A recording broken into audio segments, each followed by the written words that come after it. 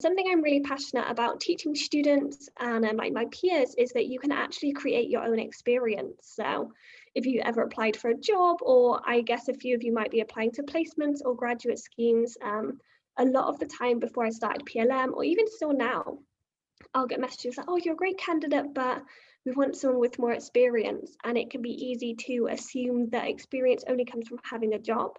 But there's actually a lot more options, which I will get in, that I will explore with you today, or this evening. So yeah, with me, I am Sophie. I'm 24, as I mentioned. I'm a third year marketing, advertising and branding student. And I started PLM last June. So one Sunday, I was really frustrated at Google. I was looking for words not to use on my CV, just looking for words that were an immediate turn off for employers, anything that might be annoying or overused. And every single Google page, every single blog post said different things. And I just remember thinking to myself, as a student, as mentioned, it's hard enough. It shouldn't be made even harder. So I kind of set out on a mission to create a place that A, makes it easier for everyone else, and B, gain some experience in the meantime. And that's exactly what I've done. I actually had a job interview the other day. I didn't get the job, but that's okay. It's cool. We move.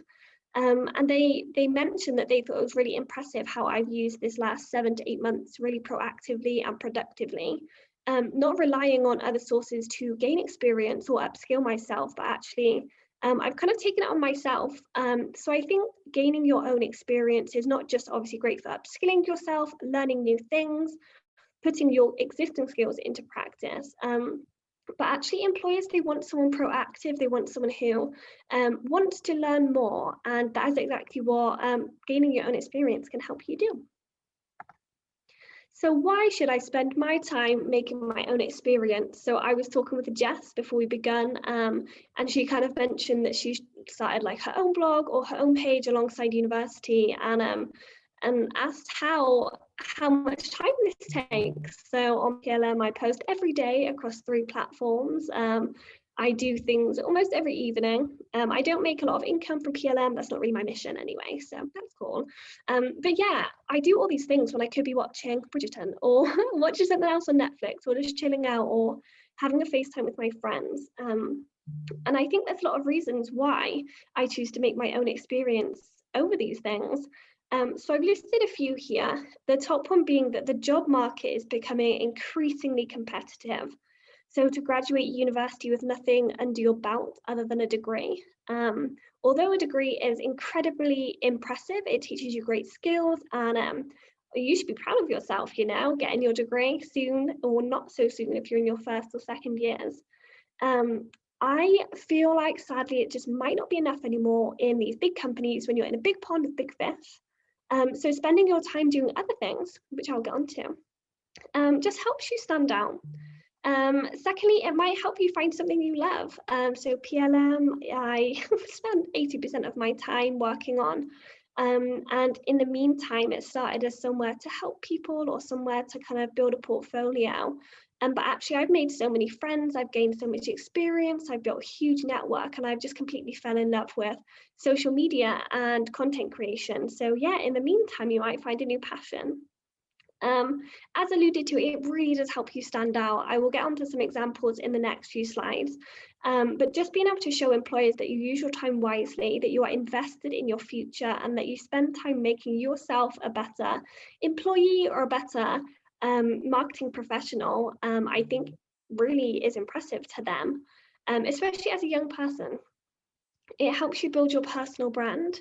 So if you're not familiar with personal branding, in short, because this could be a whole hour conversation in itself, personal branding is essentially what people say about you when you're not there. Or a question I've been asked when learning about personal branding is, what do you want to be known for? So your personal brand is exactly that. I'm sure a lot of you have learned about branding in modules. So the way that a company brands itself is similar, but obviously you do it for yourself because it's your personal brand. And to end this slide, it really is just a good use of your spare time. I think at the start of your career, even before your career begins at university, it's really important that, you know, you're getting yourself ready. I can only speak that my university isn't great in the careers department. I know a lot of universities are much better than mine, so that is good on you or good on them. But yeah, I cannot rely on my university or my employer or potential employers to upskill myself. It's something that, yeah, you can take into your own hands. So we definitely should. So what gaining your own experience or building your own experience helps you do is think, okay, where am I now? I'm a student, I want to learn more about this, I wish I knew this. And then what you can do is think in the future and consider, okay, where do I want to be? So for me, my dream is to work in social media management or in a socials department. Okay, so here I am now as a student. This is where I want to be. How can I get there? And not how can I get there in that where should I apply for a job? But actually, what does it take to be a social media manager? What skills do they need? What content creating tools do they use? Those sort of things. And then what you can do is spend your spare time slowly building up these skills, gaining experience, gaining knowledge. And then when you do come to graduate, you've already got all of these tools under your belt that you can use to get to here where you want to be. So as kind of mentioned in the last slide, you can rely on professional experience, corporate companies or your university to provide you with the opportunities, encouragement and skills needed to get you to where you want to be. I think ultimately the success comes from you and a drive and passion within yourself to do more and be better, and both personally and professionally. So how? Cool, like we want to build our own experience. That sounds cool, Sophie, that's something I want to do. But how do I do that? And I think there is 3 ways that you can do this. So number 1 is to upskill yourself. Number 2 is to build your portfolio. And number 3 is to reach out and essentially create your own opportunities. So number 1 is upskill. So to upskill is simply to learn new things, to enhance your knowledge, or kind of just increase your understanding on a skill that you already have. So by a skill, I mean it could be soft skills. So by soft skills, I mean skills that you already have. So communication, time management, negotiation skills, things that you kind of personally possess. And also hard skills. So what hard skills are things that you are taught. So it might be using Photoshop or After Effects for video editing, or maybe you use MailChimp for email marketing. So you can upskill yourself in both of these ways. A great way that I've kind of utilized upskilling over the last 8 months is by doing online courses. It sounds really boring, but actually some of them are quite fun. HubSpot. I will email Jess actually afterwards or message you on LinkedIn, Jess. Just a list of some good online courses and resources that I really recommend. So HubSpot, which is, yeah, lovely.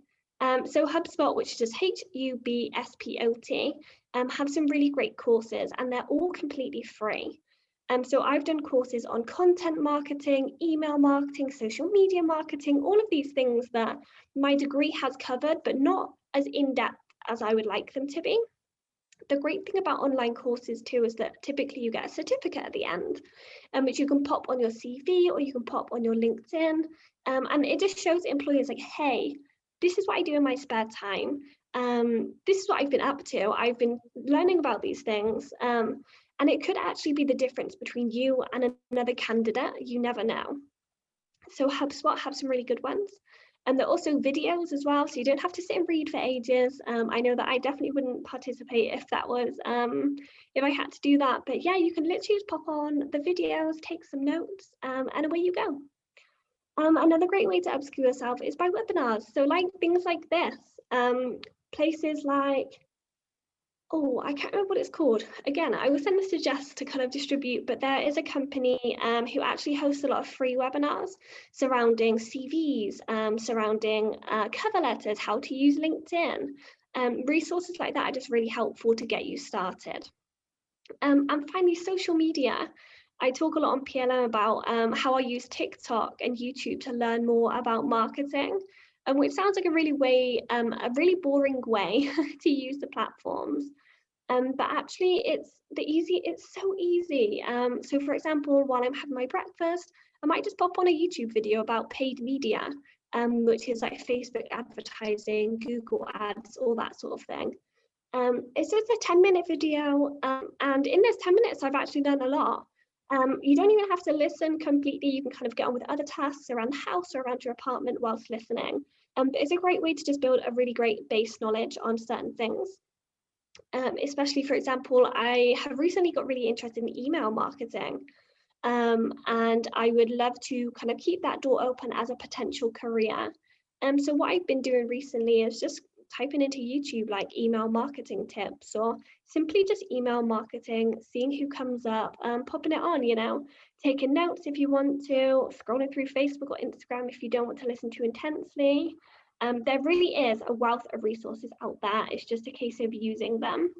And like a 10-minute video on email marketing is possibly not as fun, but it's much more beneficial to my future than like an ASOS haul or watching someone do their makeup, although those are great videos that I thoroughly enjoy. So Instagram as well, places like PLM, there are so many great career resources on Instagram, marketing accounts that if you literally just search marketing or social media marketing into the search bar, you'll likely find a couple. So it's just kind of incorporating little things into your day and that help you learn a new thing. It doesn't have to be 8 hours out of your day. A lot of the online courses I mentioned as well are only 4 hours, and you don't have to do them all in one go. So if you want to do 30 a week for a month, that is easy. That is so easy. That's shorter than a Netflix movie. That's shorter than an episode of your favorite TV show. And you've learned something new and got something new to put on your CV. So number 2 is to build your portfolio. So by that, I mean kind of build your CV. So in COVID times, and with a very saturated job market, sometimes you just have to do it yourself. I worked in an agency for 10 months last year, and now I've been freelancing as a social media manager since. And I am one of many students to have direct marketing experience before graduating. I feel very lucky, and I know a lot of people aren't as lucky to have found something so flexible within direct reach of where they want to be upon graduating. So without that experience, I feel like I wouldn't be in the position I am now to apply for graduate schemes confidently. So these are a few ways that I recommend building your own portfolio. So if you are looking for a part-time job in marketing right now and can't find anything, it doesn't mean that you can, boost your CV, boost your LinkedIn, learn something new. And honestly, these are so simple. So start a blog. That is exactly what I've done with PLM, and it's gained me opportunities to guest lecture around the UK, virtually of course. It's gained me opportunities to write an ebook, to do loads of things, loads of really cool things I would never have got to have done if I never just started an Instagram page. And honestly, it's as simple as making something that's called Sophie's marketing blog. It can be really easy, posting twice a week. You could post on marketing news or like what you're learning at uni. I follow a lot of girls and boys who do that, who just use Instagram as a portfolio to share their knowledge. But what that does actually is not only show your knowledge to employers, give them a place to visit when they see your CV, but it helps you build your skills again. So just using Instagram as an example, so I started PLM on Instagram. I've learned all about paid ads. I've learned how to use hashtags, how to write good copy. By copy, I mean my captions and the infographics I create. It's taught me really great graphic design skills. It's taught me how to communicate. It's taught me how to engage an audience. It's taught me all of these things that actually are going to be so beneficial when I graduate and really help me get a job. Similarly, start a podcast. Why not? It's as easy as recording something on your phone, uploading it to Spotify, making a name, creating a logo on Canva, which is a free graphic design tool, and away you go. That's it. Share it with your friends, share it on LinkedIn. And yeah, again, great skills. Sending a newsletter. So if you're not familiar with what a newsletter is, it's just kind of an email that you can send monthly or weekly that goes directly to people's inboxes. It's just an email. But that will teach you great commercial awareness skills, so keeping up with industry trends. It shows that you have great email marketing skills. Similarly, grow on TikTok. It sounds so silly, it sounds so simple. Start on Instagram, post on LinkedIn, all of these things. But what they're doing is teaching you really valuable skills. So growing on TikTok, you'll need to understand your target audience, you'll understand how to organize your time, manage your time, you'll understand how to create video content, which is all the rage in 2021 marketing. So honestly, as simple as that. And what you're doing is building your portfolio, boosting your CV. I say employed, I've like brought on a volunteer to my team to manage my Facebook group, so my Facebook community. And what I looked for was someone doing these things as simple as, oh, I've grown an audience of 200 on TikTok by posting twice a week about marketing. That's it. And I've been looking for someone who brings that, because it shows that they're proactive in their spare time, that they're passionate about marketing, not just as a degree, but outside of it. So really simple ways to actually gain some great experience. And lastly, I think this is my last point, is to reach out. So I actually got a job a few years back through asking for it. And it's not rude at all. But yeah, don't wait for an opportunity to come to you, go and get it. Pop an email, DM, message on LinkedIn. One thing I always recommend to my PLM, like girls and boys, is social media experience specifically. There are thousands of small businesses on Instagram, on Etsy, on Facebook who likely have no idea what they're doing. Reach out to them. Hey, I'm Sophie, I'm a third year student. I'm really interested in gaining some social media experience. Would you be interested in me volunteering for you 2 days a week, or committing 6 hours a week to writing your posts and your copy and growing your audience? Who's going to say no to that? You know, small business owners have a lot to do. So someone to take that off their plate is probably a really attractive offer. But again, if you don't ask, you really don't get. Another way that I find really helpful is utilizing LinkedIn. So a lot of you probably think that's boring. LinkedIn is scary. It's scary. But it's a whole network of people that you can utilize and, you know, really use to get ahead. I have spoken to people from all of my dream employers. So I've spoken to people at L'Oreal, at Gymshark. I've interviewed a guy from Gymshark who actually heads the team that I would love to work at one day. And it's all through LinkedIn, through being brave enough to drop them a message and saying, hey, I would love a 20-minute Zoom just to talk about what you do. I'm a student, I'm trying to grow my network, I'm trying to learn more. Do you have time Wednesday at 5 p.m? Or messaging and saying, hey, I'm Sophie, I'm a third year student, I graduate in 3 months. I'm hoping to get into social media management. I see you're working at Gymshark again, for example. I would love to ask you 2 questions on how you got the job and how you'd recommend I stand out. It's honestly as simple as that. A lot of the time, people won't come back with a horrible response. The worst thing that can happen is that they'll just ignore it. They might be too busy. And what matters is you tried. And also you put your name out there. So who knows, potentially you could apply in 2 months, 2 years, 6 months, and they might recognize your name. So I don't think any DM, any email, any LinkedIn message is wasted. So yeah, if you don't ask, you don't get. So just to kind of highlight why this is important, how it's helped me. So my success in making my own experience. So through Pretty Little Marketer, which is on Instagram, YouTube, LinkedIn, and there's a Facebook group. So across all 4 of those platforms, I've gained social media experience, graphic design, networking, public speaking, community engagement, organization, analytical thinking, and that list could go on. And those are all things that I can list on my CV to make me really stand out. And all of these are skills that you would learn in the workplace, but actually what you've done is taken that into your own hands and said, no, I'm not going to wait till I graduate. I'm not going to wait till I get a placement. I'm going to do it now. Posting on LinkedIn. So I absolutely obsessed with LinkedIn. So just even simply posting once a week, twice a week about what you're up to or what you've learned at uni. Or this morning, for example, I posted a little thing about ASOS buying Topshop and my thoughts surrounding it. As simple as that. But what it's done has built me a network.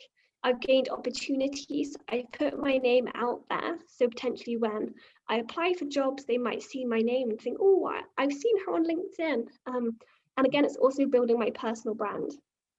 One thing that I tried to do since last June So last June is when I set up PLM, and since then I've kind of been on a hunt to make my own experience. Is do one course a month. Literally it's 4 hours out of an entire month. I'm not entirely sure how many hours are in a month because I'm a marketer. I do not do maths. I do creative things. But 4 hours is absolutely nothing. That is what one Marvel movie, or probably like a whole series that you've binge watched over the weekend. I've learned about things like content marketing, email marketing, paid media, PPC, Google Analytics, all of these things that my degree have taught me, but brushed over quite quickly because obviously there's a lot to learn. So what you've done again is took your learning into your own hands. I actually had an interview again for my dream job in paid media. I didn't get the role because of a lack of experience in that specific area, which is fine. But I wouldn't have got the interview if I hadn't have done a 4-hour free course on paid media. So it's definitely worth the time. And all of the ones I've done have been free. So you're not paying anything, you're not giving anything to do them, you're simply just taking 4 hours out of your month. It's super easy. So that kind of wraps up everything that I wanted to cover. I didn't want to talk about too much because it's the evening. Yeah, so if there is any questions, feel free to pop them in the chat, or if you do want to pop your mic on, anything like that, that's cool. I'm just going to stop sharing my screen. Lovely.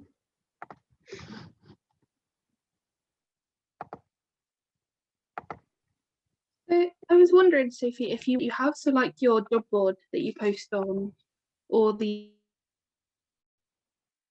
Facebook groups that you have. I didn't know if you want to as well. Sorry, my love. It cut out a few times. I don't know if you want to repeat it or if you just want to pop it in the chat. It's up to you. I don't know if it's my Wi-Fi playing up again.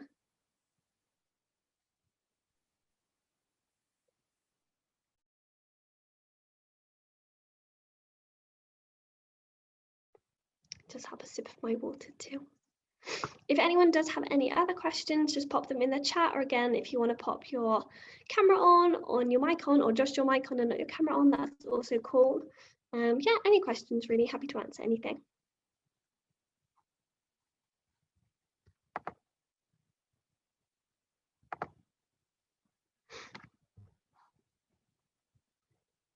Yes, of course. Cool. Jess asked, do I want to share my screen and show people the resources that I have available? I can do that. Need to remember how to share my screen. Oh, goodness me. So I'll head to my website, actually.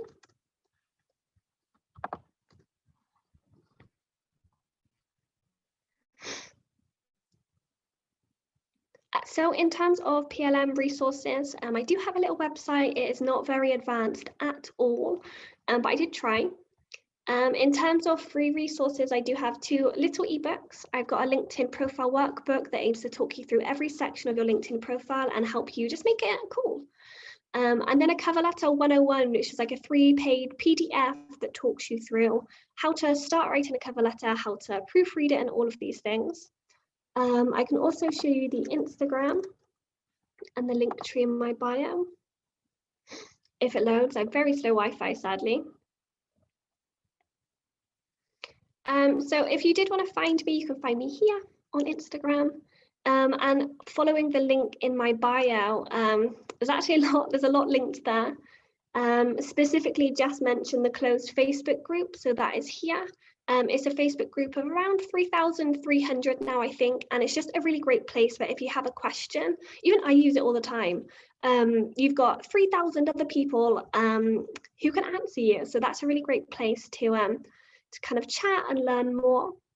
Also in the Facebook group, I have a job board, which I will also show you. Excuse all of my probably very random Google searches. But I also have created a job board that I aim to update weekly or 2-weekly. A lot of them are graduate roles, so if you are looking to graduate this year, it might be a good place to kind of hang out. And that can be accessed through the Facebook group, which is accessed through the link in the bio on Instagram. But yeah, and a few placements on there, not too many because it's a bit of a struggle right now, isn't it? But yeah, to answer that for Jess, that's kind of where everything is. If you are interested, you can just head to the Instagram, and then literally everything's in the bio, nice and easy. So yeah, that's where I am. Sorry, I just wanted to say, like, so did you say you did a placement for 10 weeks, was it?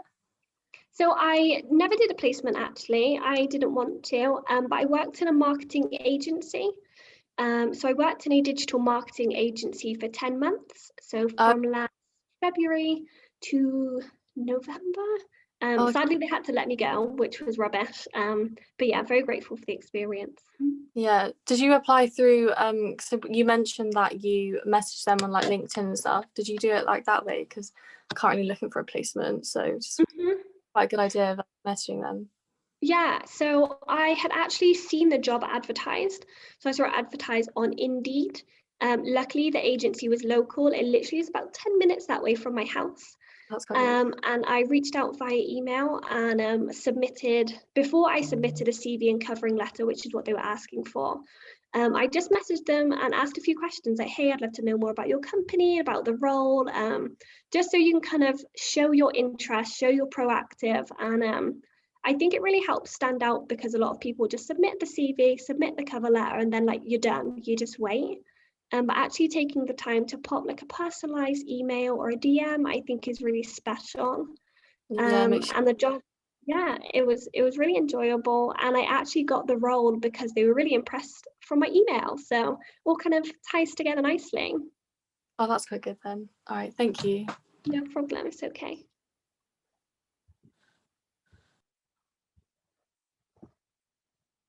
Cool, we do have a little bit of time for any more. So if you do want to pop them in the chat, or again, just pop your camera on. If you don't want to put your camera on, you might be in PJs or whatnot, then you could just pop your mic on.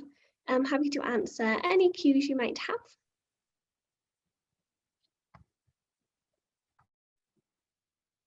Or software to use if you're new to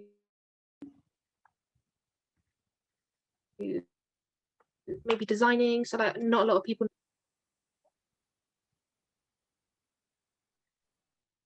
Sorry, it keeps cutting out. I don't know if it's me. No, I'm sorry, Jess, we can't hear you. Can you type in the chat? So all the Wi-Fi's, all the internet. Mine does it sometimes, sadly. I think the question, I'll wait for you to pop up in the chat, but I think it was around tools to use for like learning graphic design. Yeah, I guess so, yeah. I think that's what she meant. Cool, I'll answer that part of the question while I wait for you to pop it in the chat. So I've just been using Canva, which I'll pop in the chat. It's literally just canva.com. It's free. It does have a paid version, so you can pay like $10.99 a month, I think, but it's all like advanced features that you probably don't need. I only pay because I use it for my freelance clients. So I freelance as a social media manager in my spare time. But honestly, it's really easy to use. The slideshow that you just saw, I created on Canva.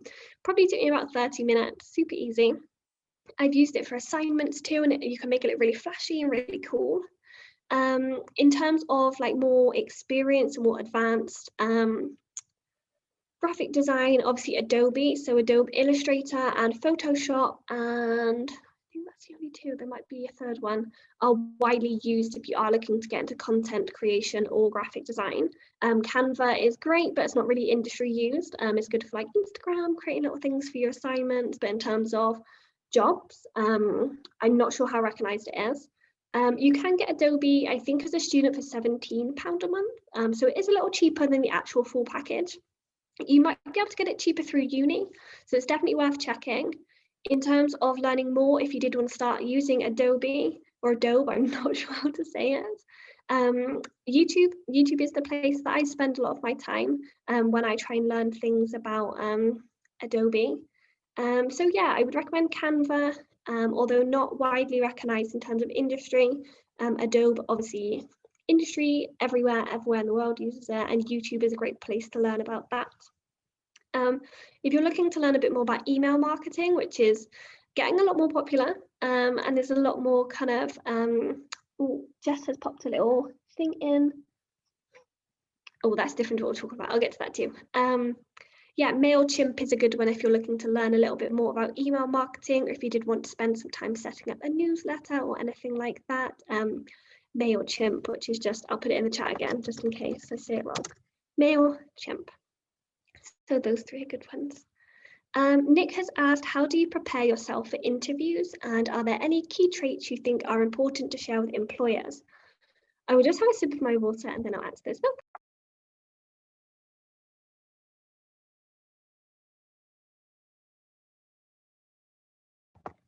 Lovely, I am back. So in terms of preparing for interviews, I will do 3 things. Seems excessive, but I think interviews are the hardest part, and if you're not showing you're fit for the role, then you're not going to be picked at the end of the day. So what I will do is use the job description. So the description that you use to apply for the job, the place where they're saying what they're looking for, as I will either print that off, or now I've moved into my own place, I don't have a printer, so I'll just do it on like Google Forms or Google Docs, and think, okay, so say there's 5 bullet points. They want someone who's done this, has this quality and this. And what I will do is next to it, write where I fit these. So even if I don't have the direct experience, for example, say they want someone with 2 years in sales, which I do not have, what I could do is write next to it, okay, what does sales need? Sales needs someone confident, who has good negotiation skills, that is good with people. So what I will do next to it is list experience examples of this, where I have achieved those skills. So I would list where I've showed good negotiation skills, or where I've used great communication skills to like dissolve a situation. So going through the job description and noting examples for each one. The second thing I will do is extensively research the company. By that I mean what's in the news, what are their forecasts financially. I will head to LinkedIn, look at all of their, well, probably not all of them if they're a big company, but I'll look at their employee pages, what people are saying about the job, what have they done before getting the role, just so you can understand the company a bit more. A lot of their careers pages as well, so like L'Oreal, for example, have like l'oreal.com/careers or something like that. A lot of them on there will have stuff about their company values, the sort of people they look for, what's their culture like, all these sorts of things. So preparing yourself to really understand the company and how you can fit. And then finally, I actually have a post on my page, very shameless plug, it's not a plug, it's just a very helpful post, that lists 9 very common interview questions and how to answer them. So I actually used that post in an interview 2 weeks ago, and just write my answers to each question. So what are your strengths? Okay, quickly write that down. What are my weaknesses? Write it down.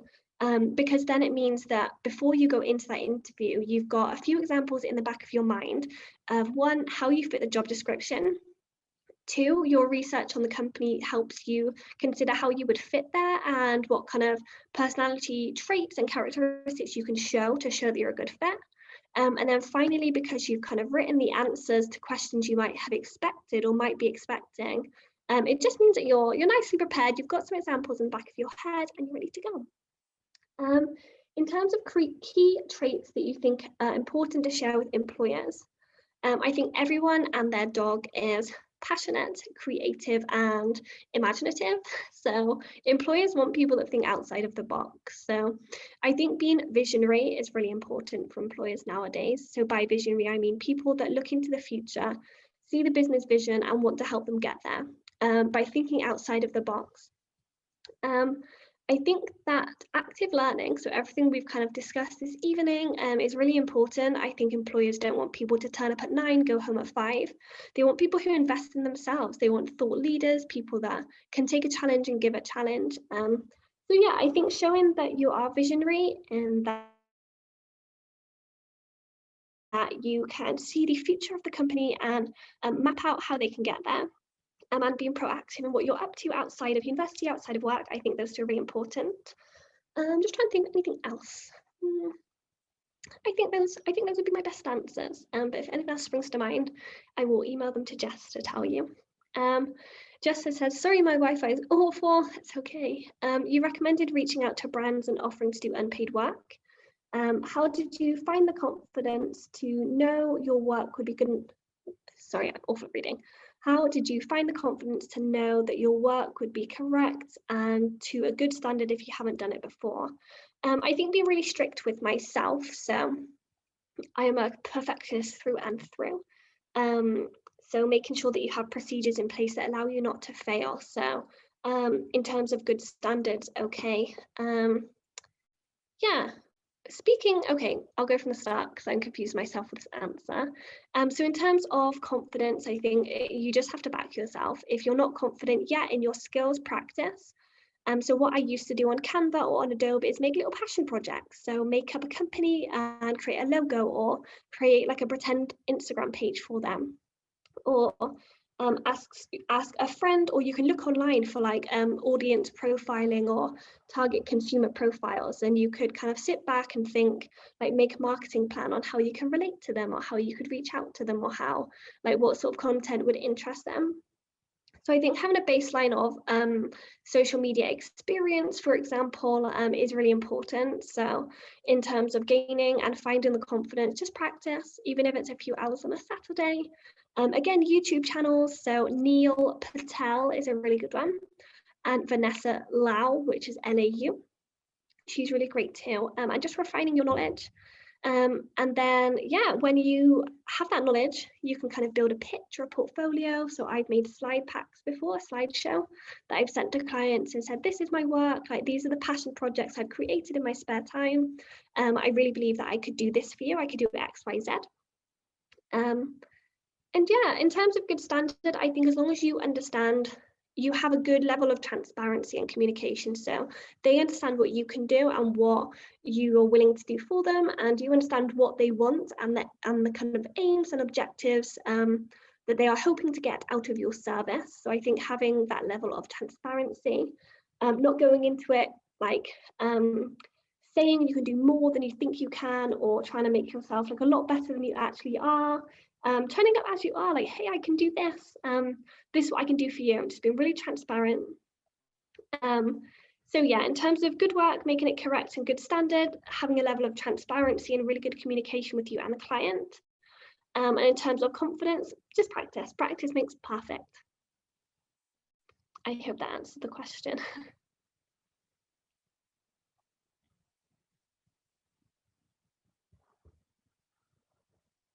Thank you. You're welcome. Cool. We do have a little bit of time, so any other questions, feel free, but if not, that's awesome. That's also fab. So if no one has any other questions, then Sophie said she'll email me a lot of resources that I can pass on to you guys. I'll post on the marketing group chats and the Facebook pages. And I'll also include the links to Sophie's website and the private group chats.